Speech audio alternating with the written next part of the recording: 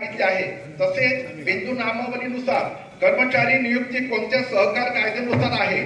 सन 2016 साली करण्यात आलेले सोनेचा लिलाव व त्याबाबतची सर्व माहिती मिळावी।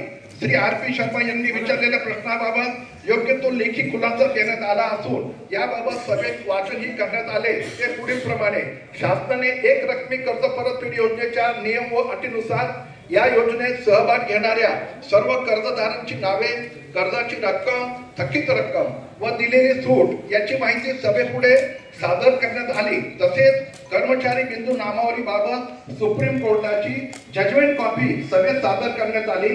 सन 2016 साली गहाण ठेवण्यात आलेल्या सोन्याच्या लिलावाबाबत व वेळोवेळी केलेल्या ऑडिट बाबतची माहिती सभेपुढे सादर करण्यात आली। तसेच बँकेची आर्थिक स्थिती तोट्याची असल्याने फराळ पाकिट वाटप करण्यात येऊ नये अशी लेखी सूचना श्री RP शर्मा यांनी केली। परंतु बँकेचे सभासद श्री बळीराम शिंदे यांनी सभासदांना बऱ्याच वर्षापासून डिव्हिडंड वाटप करत नाही। निदान